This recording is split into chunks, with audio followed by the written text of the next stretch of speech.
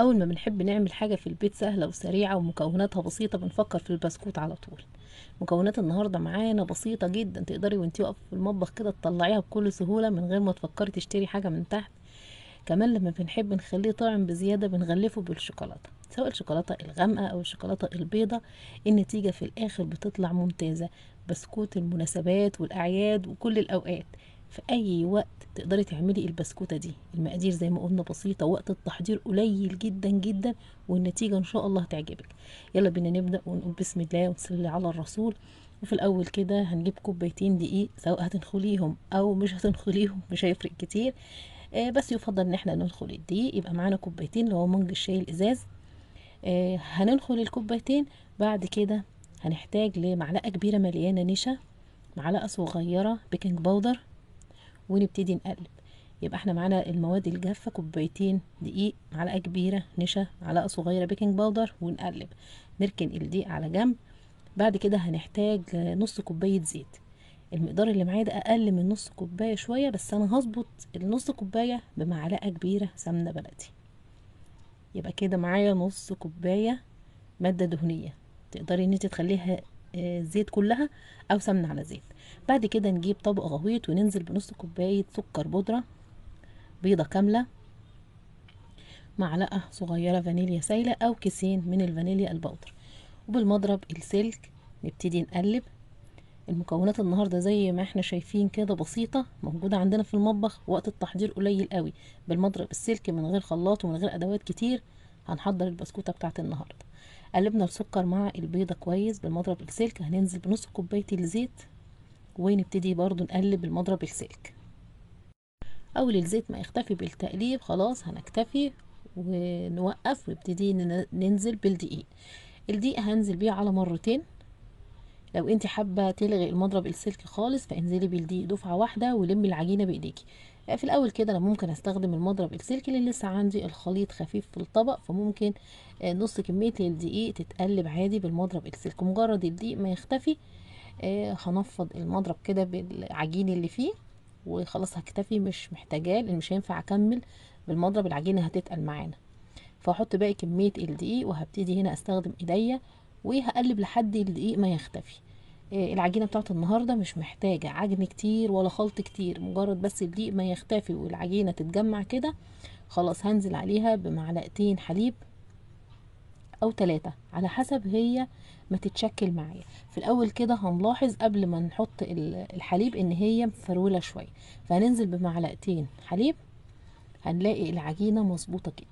طيب على حسب نوع الدقيق اللي انت بتستخدميه، ممكن ما احطش الحليب والاقي ان العجينه طريه معايا وما بشكلها بتتشكل وما فيهاش تشققات ولا مفروله ولا اي حاجه، يبقى هكتفي مش هحط حليب خالص.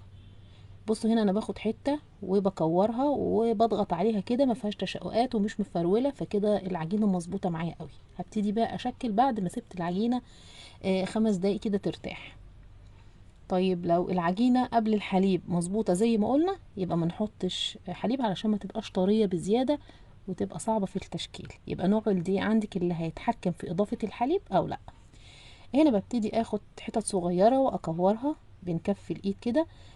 انت هتاخدي الحجم بالتقريب، او لو عندك ميزان هتقدري توزني كل قطعة بالمقدار اللي انت عايزاه.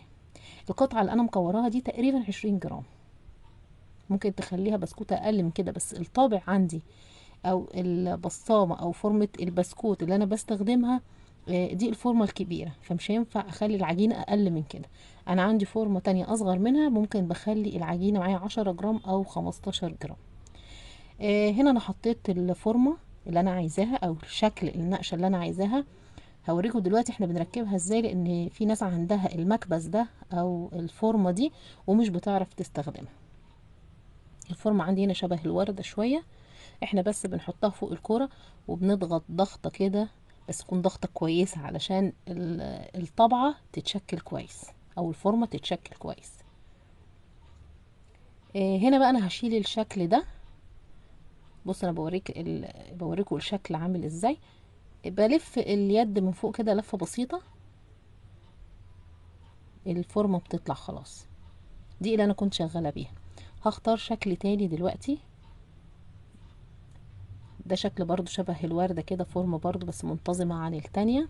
التانية فيها فروع وفيها ورق كده، فالشكل بتاعها مش باين قوي. بدخل فالفورمة التانية اللي انا اخترتها بدخلها في المكبس واوصلها للاخر، بلف اليد، لان الفورمة بيبقى فيه حتتين عاليين لازم يدخلوا جوه. هوريكم دلوقتي اكتر علشان تشوفوا هي بتتظبط ازاي. بصوا حتتين كده عاليين في الفورمة، بدوس عليها لازم توصل للاخر اهم. بلف اليد بقى، بلف اليد، فاليد بتشبك في الحتة العالية دي، فخلاص الفورمة بتثبت. ولما باجي اطلعها بعمل العكس، بلف اليد الناحية التانية.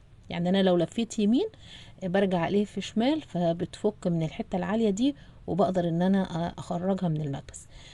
وبكمل باقي كور العجين. وكده البسكوت خلص، بدخله فرن سخن جدا، بظبطه على درجة حرارة 200، وبحط البسكوت على الرفل في النص والنار من تحت بس، وبيقعد عندي من 12 دقيقة ل 15 دقيقة. هسيح مكعبين كبار شوكولاتة علشان انا حابة ان انا اغلف البسكوت بتاع النهاردة بالشوكولاتة.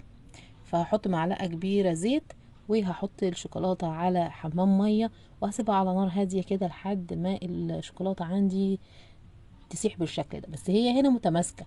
لو انا غلفت بيها، بصوا كده في مية لسه، فانا هفضل سايباها كده على حمام المية، على بخار المية، عشان الشوكولاتة ما تجمدش معايا بسرعة.